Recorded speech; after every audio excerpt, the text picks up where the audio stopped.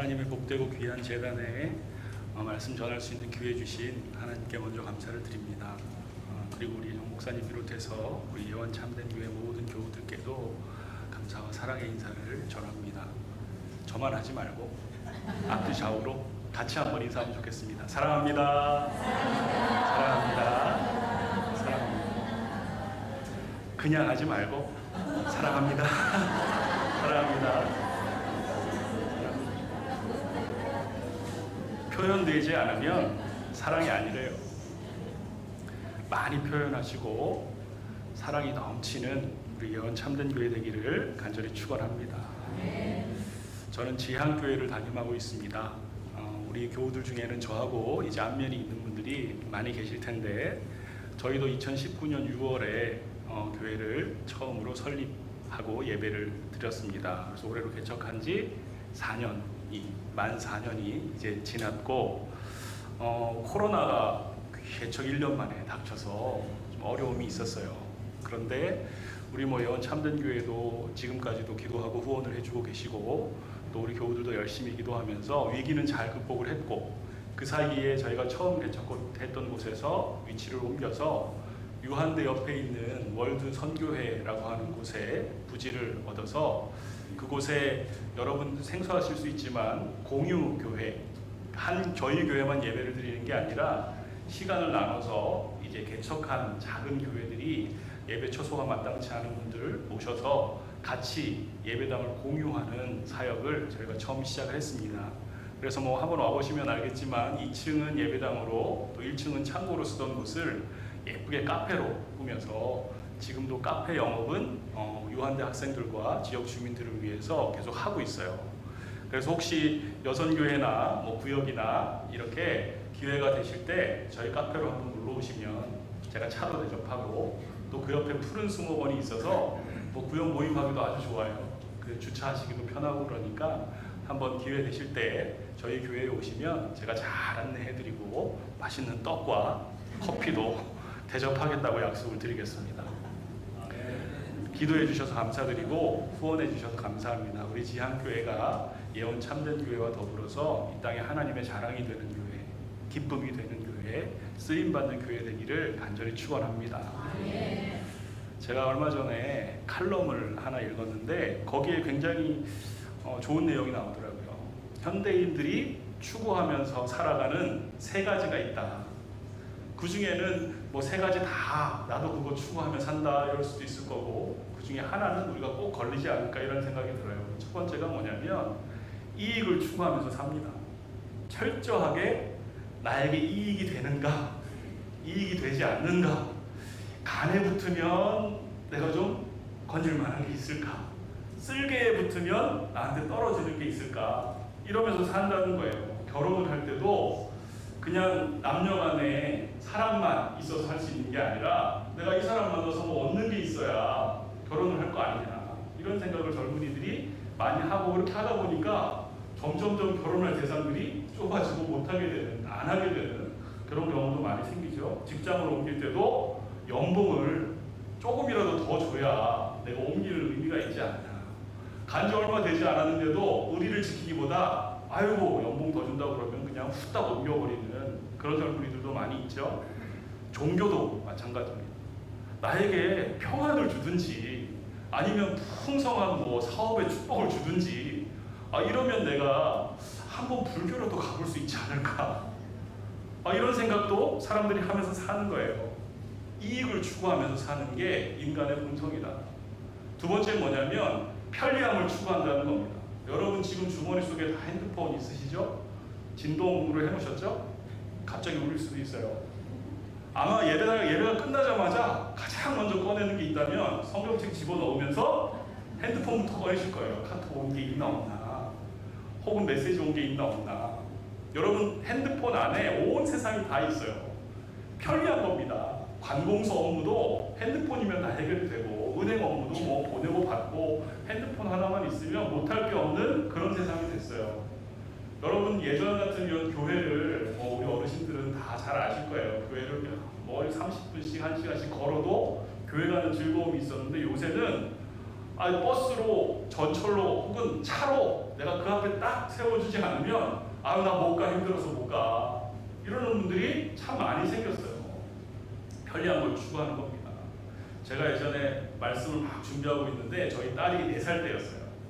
오더니 제 옆에 오더니 제 무릎을 잡고 발을 막 들었다 올렸다 하는 거예요. 그러더니 그 발을 들어가지고 뭘 하냐면 제 컴퓨터 전원을 발가락으로 확 꺼버리는 겁니다. 난데없이 설교를 준비하다가, 그래서 뭐 이쁘기도 하고 좀 놀래기는 했지만 왜 그런가 봤더니 자기 오빠가 컴퓨터를 켤 때 발로 켜는 거예요. 또 제가 컴퓨터를 켤 때 이 바닥에 있으니까 손으로 안 하고 발로 이렇게 탁 켜는 걸 두 아이들이 다 본 거죠. 편리하지 않습니까? 언제 고개를 숙여서 손가락으로 누르겠어요. 선풍기 켤 때 뭘로 켜세요? 저만 그런 게 아니에요. 다 발로 켜시잖아요. 편한 게 좋은 거예요. 편한 거에 한번 맞들이고 나면 불편한 걸로 다시 못 돌아가는 겁니다. 자가용 타고 다니는 사람이 하루아침에 걸어가야 된다? 아유 내가 안 가면 안 갔지. 핸드폰, 누군가 핸드폰을 못 쓰게 해. 그러면 우리가 이 세상을 어떻게 살아갈 수 있을까? 이 걱정 여러분들 하지 않으세요? 불편한 거 싫어하는 겁니다. 그런데 이게 단순히 물질적인 불편함만 싫어하는 게 아니라 관계의 불편함도 싫어합니다. 누군가를 만나서 선한 관계, 좋은 관계를 맺으려면요, 그 사람에게 희생도 해야 되고 섬겨도 줘야 되고 이런 게 있는데 불편한 게 싫은 거예요. 내가 왜 그 사람한테 뭐 빚진 것도 없는데 내가 이렇게 잘해줘야 돼? 내가 일방적으로 잘해줄 필요가 뭐가 있어? 그 사람이 나한테 잘하는 것도 아닌데? 이렇게 생각하면서 아예 그냥 안 만나면 되지. 그래서 불편한 관계를 자꾸 이렇게 피하는 거예요. 그러다 보니까 점점점 속 깊고 내 마음도 보여줄 수 있고 같이 기도 제목도 깊이 나누고 서로를 위해 교제할 수 있는 이 깊은 관계가 어려워진 세상. 왜 그렇습니까? 편리한 걸 좋아하기 때문에 그렇습니다. 세 번째로 뭘 추구합니까? 우리가 쾌락을 추구합니다. 쾌락이라고 말을 해서 그렇지 사실은 나 좋은 걸 좋아하는 거예요. 나 좋은 거, 나 하고 싶은 걸 하고 싶다는 겁니다. 맛집 찾아다니는 거, 이 중에 아마 3분의 2는 뭐 블로그 찾아다니면서 여기가 한번 가볼까? 우리 이번 선교회 모임할 때는 여기 맛있다는데 여기 한번 가볼까? 이 카페가 멋있다는데 한번 가볼까? 이런 이야기들을 하면서 살아가지 않습니까? 예전에는 TV 볼 때 어땠어요? 전설의 고향 같은 거 볼 때 이불 뒤집어 쓰고 귀신 머리카락만 나와도 소리를 지르고 막 무서워했어요. 근데 요새 TV는 어떻습니까? 칼을 들고 막 팔을 자르고 목을 잘라도 놀라는 사람이 없어요. 어휴, 실감나네. 잘 만들었네. 여러분, 우리가 지금 이렇게 삽니다. 여러분, 소위 옛날에 군부정치 시대에 이 나라가 좀 안정이 안 될 때 3S 정책이라는 걸 썼어요. 아마 아시는 분들은 아실 거예요. 그게 처음이 뭡니까? 스포츠예요. 그래서 뭐 88 올림픽까지 나라가 어수선하면 큰 행사를 열어가지고 사람들이 그냥 스포츠에 정신이 다 팔리게 하는 거예요. 프로야구도 뭐 그렇게 만들어졌다고 저는 얘기를 들었어요. 또 하나가 뭡니까? 스크린, 영화, 뭐 영상 이런 것도 TV 보급 이런 걸 해가지고 사람들로 하여금 정치 문제가 아니라 이런 일들에 더 관심을 쏟도록 만들어 놓는 거예요. 쾌락을 추구하는 인간의 본성을 이용하는 거죠. 그리고 섹스, 각종 성문화를 곳곳에서 일으키고 내가 일으키진 않았더라도 스캔들을 크게 터뜨려가지고 아유 어느 정치인이 그랬더래, 어느 연예인이 그랬더래, 그러면서 막 사람들이 거기에 몰입이 되도록 만드는 일들이 많았습니다. 최근에는 어떻습니까? 도심 한복판에서 칼을 들고 내가 기분 나쁘니까 너도 한번 당해봐라. 나는 불행한데 너는 왜 행복해? 내가 불행하니까 너도 불행해야지 하면서 생명부지의 사람을 칼로 찔러서 이 죽음에 이르게 하는 이런 일들이 양심의 가책도 없이 아무런 가책 없이 벌어지고 있는 게 이 땅의 모습들 아닙니까? 쾌락을 추구하기 때문이에요. 나만 만족하면 된다. 나만 좋으면 된다. 나만 배부르면 된다. 나만 잘 먹고 잘 살면 된다. 여러분, 눈을 동그랗게 뜨고 저를 바라보셔서 감사한데 마치 자기는 아닌 것처럼 목사님, 저는 그런 거 안 추구합니다. 저는 신앙만 추구합니다. 저는 거룩한 사람입니다. 저한테는 그런 얘기 하실 필요 없습니다. 회장님, 제일 거룩해 보여요. 저도 그래요. 저도 이 세 가지 범주, 이익이 되는 사람 만나고 싶고, 나에게 잘해주는 사람 만나고 싶고, 편리한 거 좋고, 아직도 발가락으로 선풍기 켜요. 그리고 불편한 거 싫고, 그리고 나의 만족을 주는 거, 내가 해서 좋은 거, 그런 거 하고 싶지, 뭐 내가 불편한데 굳이 거기 가가지고 내가 눈치 보면서 있는 거다, 그런 거 싫다. 우리가 다 그렇게 살아가지 않습니까? 그런데 성경은 우리에게 어떻게 살라고 말합니까? 이익 추구하며 살아라. 하나님 그러셨습니까? 편리한 것 쫓아서 살아라. 그리고 쾌락을 따라, 네 본능을 따라 살아라. 여러분, 하나님이 우리에게 가르쳐 주신 가르침은 이 세 가지 인간이 추구하는 것과는 완전히 달라요. 로마서 12장 2절에 이렇게 말씀합니다. 너희는 이 세대를 본받지 말고, 딱 이 말씀부터, 이 세대를 본받지 마. 걔네들이 하는 거 너희가 따라갈 게 아니야. 또 오직 마음을 새롭게 해라. 너희는 달라야 돼. 너희는 새로워져야 돼. 그리고 뭐라고 말합니까? 변화를 받아라. 변화해라. 만약에 네가 지금도 쾌락을 따르고 편리함을 따르고 이익을 따르는 사람이라면 거기서부터 바뀌어야 돼. 그리고 뭘 해라? 하나님의 선하시고 기뻐하시고 온전하신 뜻이 무엇인지 분별해라. 여러분, 이게 성경의 명확한 가르침이에요. 지금 이 시대가 추구하는 것, 이 땅에 많은 사람들이 본능을 따라 살아가는 그것들을 따라가지 말고, 내가 너희에게 분부한 것, 나의 기쁨이 되는 것, 너희의 영혼이 잘 되고 너희의 영혼에 유익한 일들을 너희가 따라가라고 성경은 우리에게 계속 가르치고 있어요. 그게 뭡니까? 하나님의 뜻을 따르는. 그리스도인은 하나님의 뜻을 따르는 사람인 줄 믿습니다. 이익을 따르는 사람이 아니라, 편리함을 따르는 사람이 아니라, 세상의 쾌락을 따르는 사람이 아니라 하나님의 뜻을 따르는 사람인 줄 믿습니다. 그래서 오늘 본문은 우리에게 뭐라고 말합니까? 우리 4절 말씀 같이 한번 읽어볼까요? 4절 말씀입니다. 요한일서 5장 4절 함께 읽습니다. 시작. 무릇 하나님께로부터 난 자마다 세상을 이기느니라. 세상을 이기는 승리는 이것이니 우리의 믿음이니라. 아멘. 하나님께로부터 나라. 너희가 어디로부터 났냐? 너희가 엄마 뱃속에서 난 사람이 아니라 너희는 하나님으로부터 난 사람이다. 그러니까 하나님의 뜻을 추구하고 하나님의 가르침을 따라 세상을 살아가면 뭐한다? 승리한다. 이익으로부터 초연한 삶을 살 수 있다는 겁니다. 편리한 것만 따라가는 것이 아니라 불편해도 감수할 수 있는 힘이 있다는 겁니다. 쾌락을 막 맛집 찾아다니지 않아도 내가 육신적으로는 배고프고 무언가 가난하다 할지라도 그 영혼의 만족감이 충만한 승리의 삶을 살 수 있다는 것이 오늘 본문의 가장 중요한 핵심적인 가르침이에요. 사랑하는 여러분, 믿음이 이긴다. 이 말씀을 믿으십니까? 정말 깊이 믿으십니까? 그러면 무엇을 믿어야 될까? 오늘 본문은 어떤 믿음이 세상을 이기는가? 어떤 믿음이 이 강력한 이익과 쾌락과 그리고 이 편리함을 이기게 할 수 있는가? 우리가 마음판에 좀 새기면 좋겠습니다. 우리 본문 1절 말씀 한번 함께 읽어보겠습니다. 본문 1절 시작. 예수께서 그리스도이심을 믿는 자마다 하나님께로부터 난 자니. 아멘.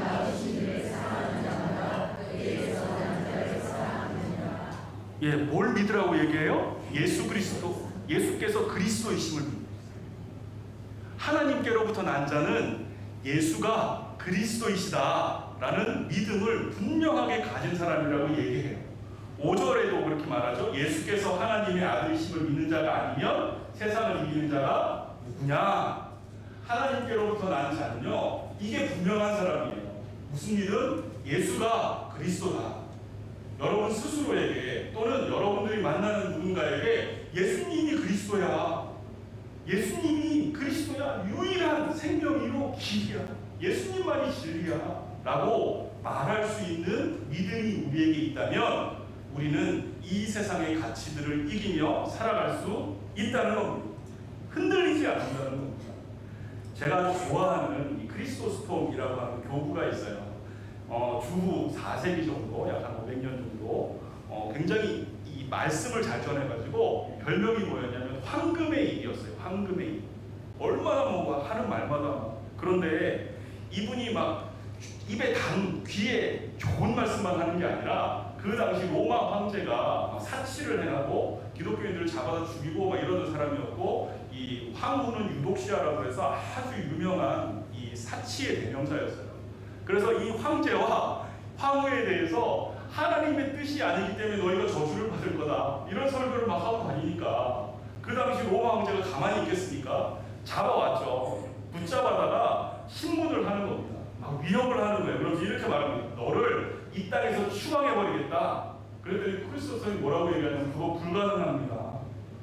온 세상이 아버지의 집인데 나를 여기서 추방한다고 내가 아버지 집에서 쫓겨날 수 있겠습니까? 그리고 이렇게 말합니다.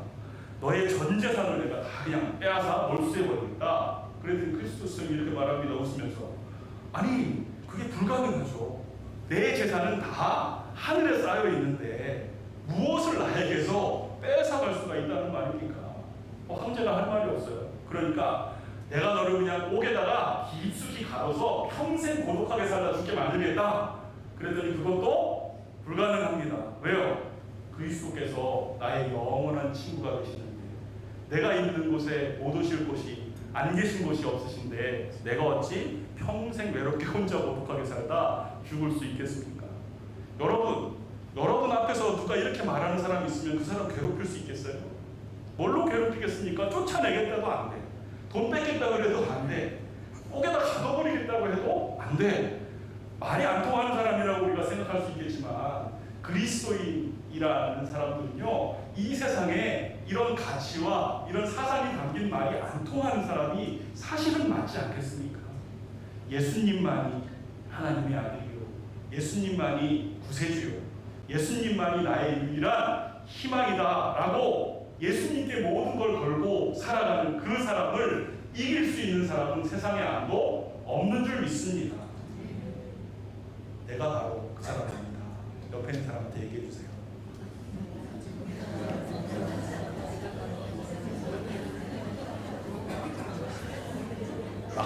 막상 말하려니까 찔리죠? 아, 네, 그 정도까지는 아닌데. 여러분, 이 믿음이 우리의 가장 근본적인 믿음입니다. 누구에게든 어디에 가서든 예수님이 나의 그리스도이십니다. 그리고 하나님 뭐라고 말씀하셨어요? 의인은 믿음으로 말미암아 살리라. 내가 조금 손실이 나가지고 막 두통이 생겨서 내가 죽을 것 같은데 의인은 믿음으로 말미암아 살리라. 안 죽는구나.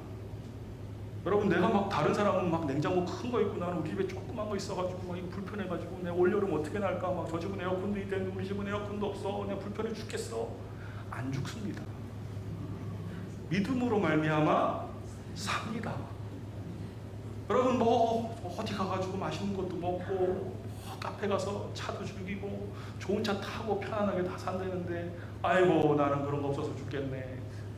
안 죽습니다. 믿음으로 말미암아 삽니다.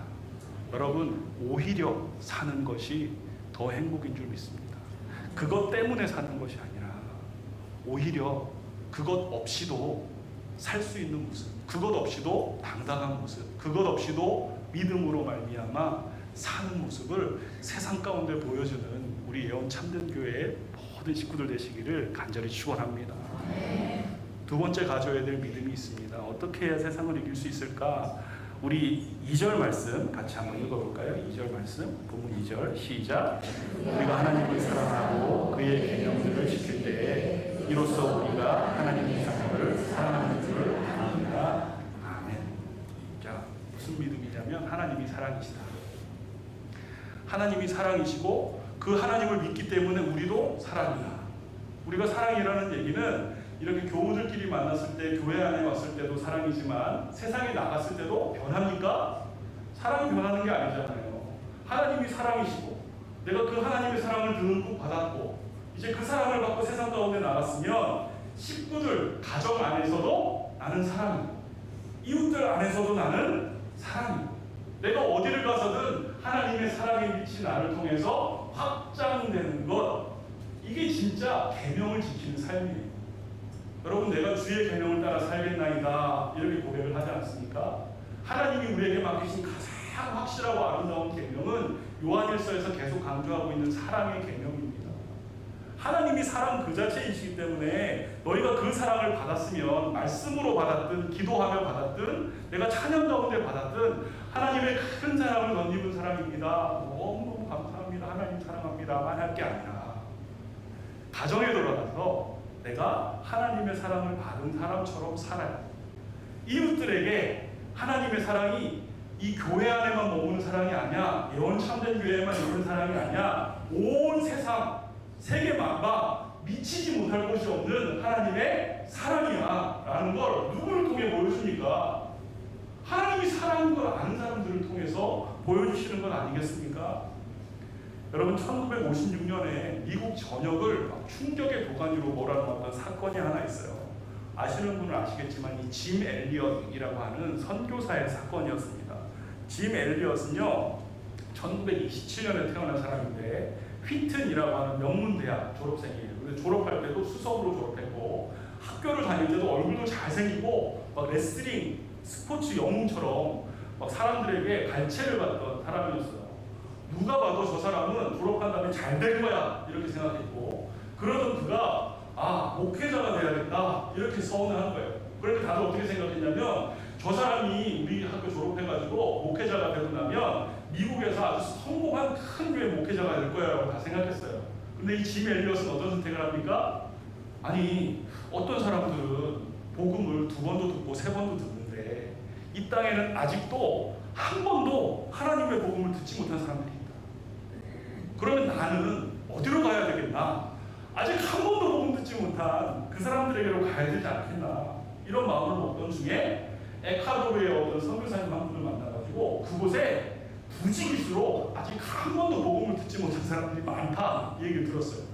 그 뒤로는 자기의 모든 꿈, 자기의 충망받던 미래를 다 내려놓고 에콰도르로 선교사로 가기로 작정을 합니다.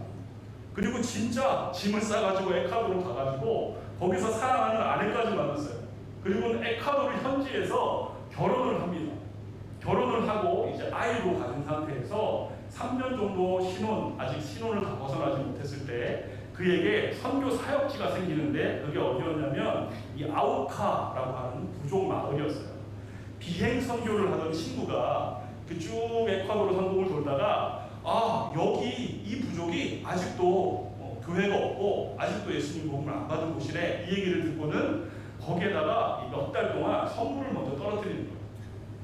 계속 해변가에 선물을 떨어뜨려가지고 사람들로 하여금 관심을 가지도록 한 다음에 몇 개월 정도 그렇게 하고는 1956년에 그 5명의 친구가 경비행기를 타고 그 선물을 떨어뜨린 곳에 딱 내려가지고 그곳에서 복음을 전하고자 이제 캠프를 차린 거예요. 그런데 도착한 첫날 그때 끔찍한 사고가 발생했습니다. 닷새가 지나도록 이 선교사들로부터 어떤 보고도 없으니까 이 선교센터에서 비행기를 보내가지고 무슨 일이 있는지 한번 알아봐라 그랬더니 이 상공을 돌면서 보니까 5명 모두가 막 칼과 창에 난자가 된 상태로 해변에 다 죽어 있더라는 거예요. 비행기를 내려가지고 그 5명의 유해를 다 살펴봤더니 사람이 주머니마다 다 권총이 있었어요. 그런데 아우카 부족이 낯선 외부인들을 처참하게 사육하는 동안에도 그들이 주머니에 있는 총을 단 한 번도 사용하지 않았다. 이 사실이 미국에 알려지면서 그 당시에 정말 유명했던 이 타임지라는 혹은 라이프지 이런 매체에서 이 사실을 이렇게 보도했습니다. 10페이지나 된 신문 10페이지나 이 청년들에 대해서 이야기를 하면서 핵심이 뭐였냐면 이렇게 썼습니다. 그들은 부인들과 피추와 인디언과 히바로 인디언 사역을 하면서 아우카족을 알게 되었다. 아우카족은 수백 년 동안이나 외부인들은 모두 다 죽여왔던 부족이었다. 다른 인디언들마저 그들을 두려워하였으니 선교사들이 아우카족에게로 가기로 결심한 건 무모한 일이었다. 이 얼마나 불필요한 낭비인가? 라고 의문을 제기했습니다. 여러분, 충망받는 젊은이들이 가정까지 다 있는 5명 다 아내가 있는 이 이 젊은이들이 무엇 때문에 남미까지 날아가서 얼굴 한번 보지도 못하고 전도지 한번 돌리지 못한 채 그곳에서 이 칼에 맞아서 창에 찔려서 다 죽음을 당해야만 했나? 말 그대로 개죽음이지 않습니까? 그런데 이야기가 여기서 끝나지 않는다. 이 젊은이들에게 5명의 아내가 있었죠. 이 5명의 아내가 얼마 지나지 않아서 한두 살밖에 되지 않은 아이들을 다 데리고 남편이 못다 이룬 일을 우리가 해야겠다 라고 생각하고는 복음을 들고 그 잔인하기 짝이 없는 아우카 부족을 제발로 찾아 들어갑니다. 이 짐 엘리엇의 아내였던 이 엘리자베스 엘리엇이라고 하는 사모님은 일부러 1년 동안 간호사 훈련을 받아서 아우카 부족을 간호, 이 병원 기술로 섬기기 위해서 그들을 찾아간 거예요. 아우카족은 여자를 죽이는 건 비겁한 일이다 이렇게 생각해서 여자는 안 죽여요. 그건 몰랐어요. 이 사모님들은 그걸. 갔더니 자기들은 안 죽이더래.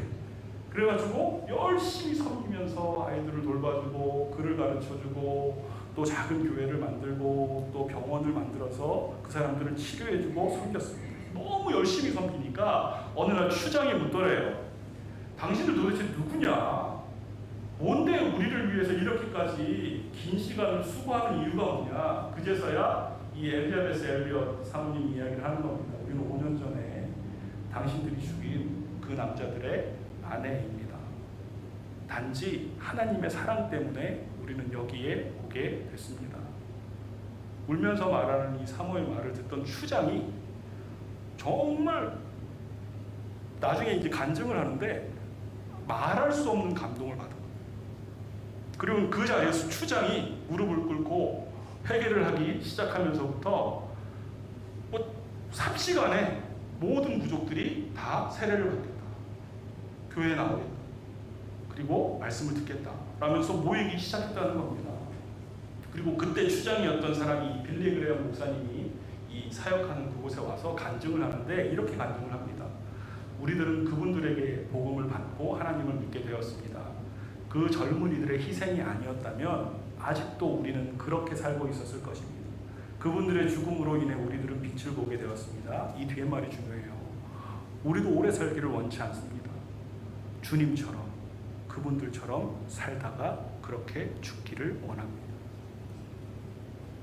그 후로 이 5 선교사가 피살된 지 36년이 지나서 1992년 6월 11일에 이 와우라니라고 하는 아우카 부족이 사는 섬에서 기념적인 예배가 열렸어요.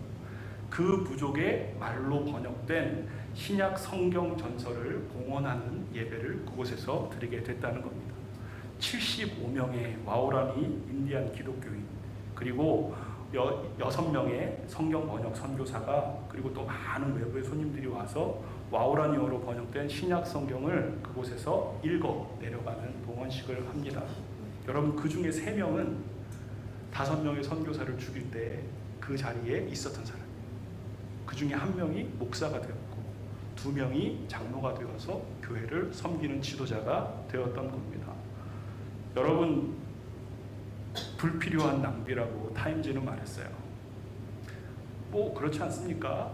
그렇게 긴 시간 공부해가지고 수제로 세상에 나가면 떳떳하게 모든 쓸모받을 수 있었던 그 5명이 삽시간에 그곳에서 먼지처럼 사라져버리는 일이 불필요한 낭비가 아니라고 생각할 사람은 없을 거예요.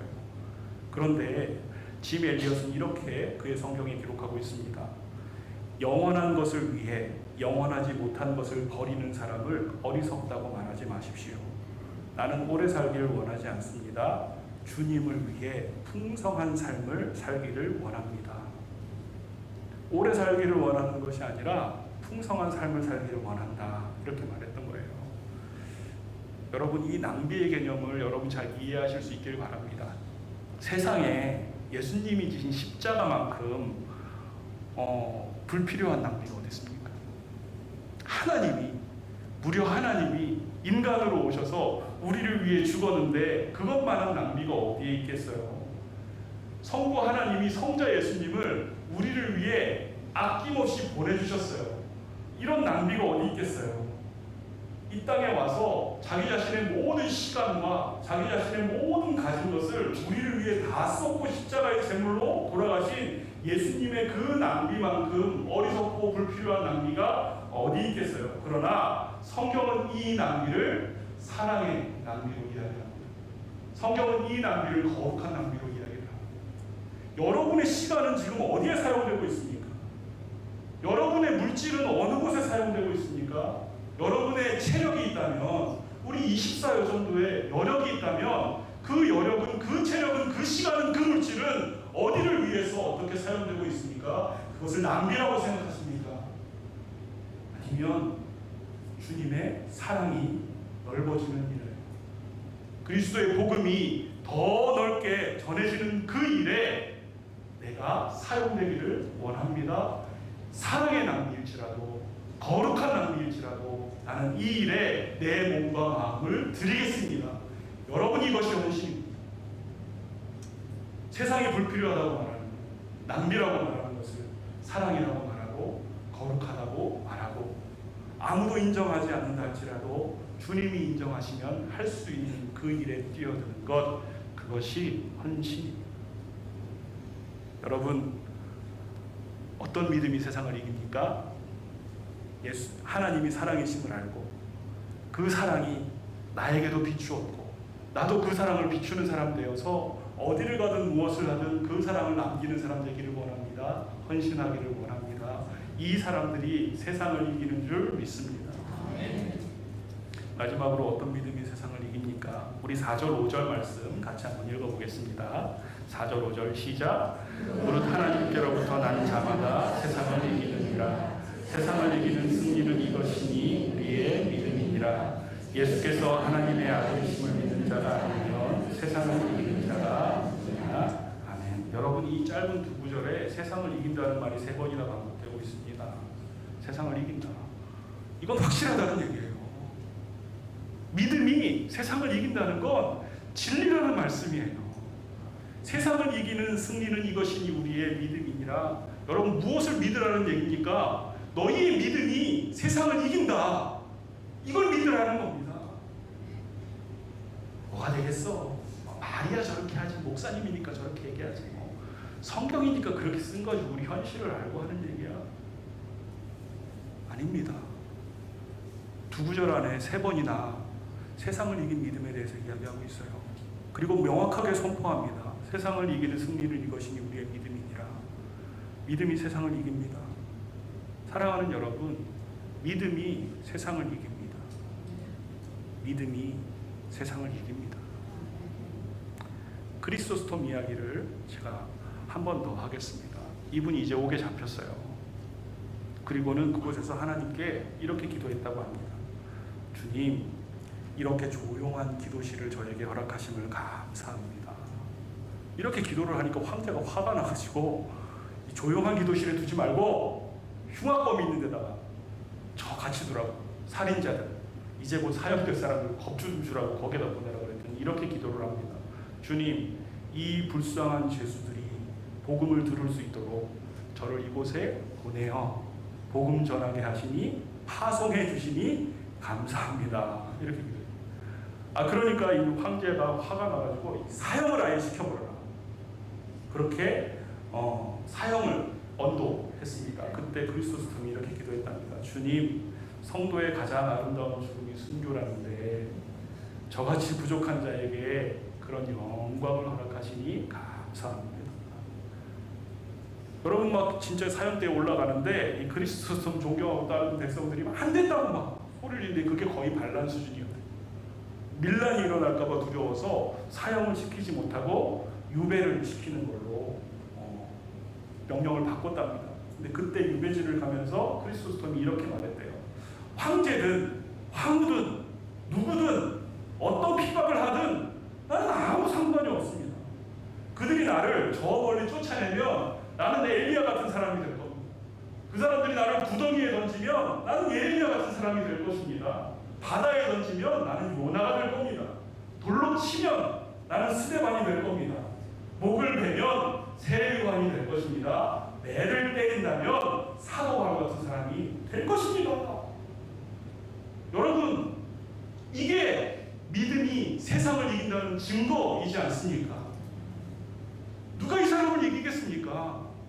사랑하는 24 여성교회 여러분, 누가 여러분들을 이기겠습니까? 남편이 이기겠습니까? 자식들이 이기겠습니까? 빚쟁이들이 이기겠습니까? 아무도 못 이겨요. 왜? 우리에게는 세상을 이긴 믿음이 있기 때문입니다. 이 믿음이 있느냐 없느냐, 진짜냐 가짜냐, 이것이 관건입니다. 사랑하는 여러분, 이제 이 예배당을 떠나서 우리는 다시 삶의 자리로 나아갑니다. 그곳이 가정이든 직장이든 학교든 여러분 어떤 모임이든 그곳에 가면 이런 사람들을 만날 거예요. 간에 붙어라, 쓸개에 붙어라, 저기 가면 조금 더 연봉을 준단다, 이 사람과 결혼해라, 그래야 내가 평생 안 부족하게 살지. 또 거기 가면 이런 사람들이 있을 거예요. 스마트폰을 요래요래하면 블로그도 더 할 수 있고 맛집도 찾을 수 있고 세상 편리하게 살 수 있어. 무슨 차를 타면 그렇게 좋대. 자동으로 앞으로 나오고 뒤로 간대. 여러분, 영화 보러 가자, 맛있는 데 밥 먹으러 가자, 여기 가면 에이 우리가 먹고 죽는 거지, 부어라 마셔라, 이런 사람들이 가득한 세상으로 우리는 나가요. 그런데 여러분, 이렇게 기억하십시오. 나는 거기로 가는 게 아니라 파송받는 겁니다. 누구처럼? 크리소스톰처럼, 짐 엘리어처럼, 사도 바울처럼, 오늘 본문을 말하고 있는 사도 요한처럼 우리는 그곳에 세상을 이긴 믿음이 무엇인지를 보여주러 파송받는 것인 줄 믿습니다. 목사님 여기 다 선교사로 파송, 아멘 하셨습니다. 그곳으로 가는 거예요. 여러분, 귀로만 듣는 말씀이 아니라 마음으로만 그냥 믿고 새기는 말씀이 아니라 여러분의 입술로 복되게 선포되는 말씀 되길 축원합니다. 손으로, 발로, 삶으로 보여주는 주님의 말씀이 되고, 이 말씀을 따라 정말 헌신하는 우리 24 여성교회 되기를 주님의 이름으로 간절히 축원합니다. 기도하겠습니다. 은혜가 풍성하신 아버지 하나님, 오늘도 우리에게 말씀을 들을 기회 주시니 감사합니다. 세상을 이기는 믿음이 무엇인지 가르쳐 주심을 감사합니다. 귀로 듣고 끝나지 않게 하시고 마음에 새기고만 끝나지 않게 하시고 세상 가운데 우리의 입술 벌려 선포하게 하여 주시옵소서.